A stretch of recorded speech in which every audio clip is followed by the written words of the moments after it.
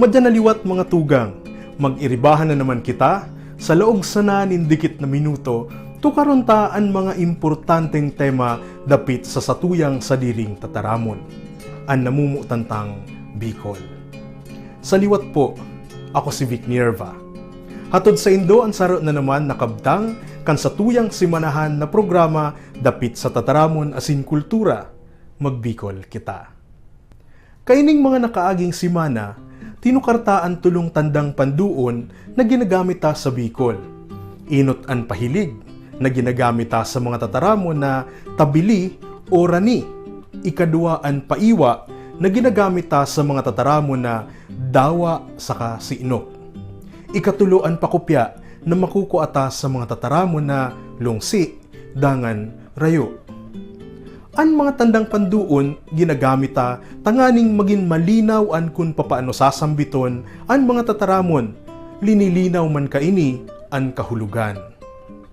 Sa episode na ini, tukaruntaan panapat asin huring tandang panduon na pwede tang gamiton sa Bicol. Ini an kurit o hyphen sa Ingles.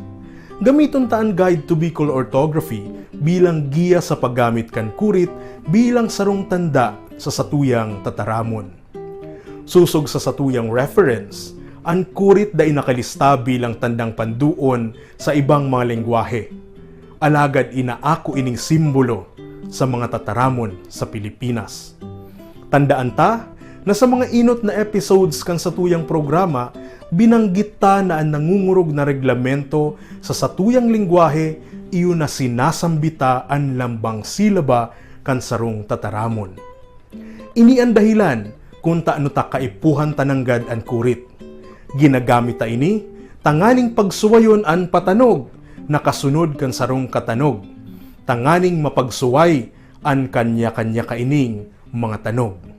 Huli sa kurit, an mag-alang na iilain ta sa tataramon na magalang, an mag-irok na iilain ta sa mag-girok. Gamiton ta sa mga tataramon na uma o farm sa kaguma o paagi nin pagdakop nin buyod sa mga sapa o salog. Kung mayong mga tandang panduon, inda ko sana, hilingon ta, uya ang mga halimbawa. Maduman ako sa salog, maguma ako nin buyod. Ginamitan nin pahilig sa kapakupya. Mag-umaka, tanganing igwahang anihon.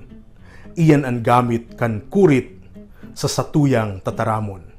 Duwang tataramon, sarong baybay, magkaiba nin doon, magkaiba nin kahulugan.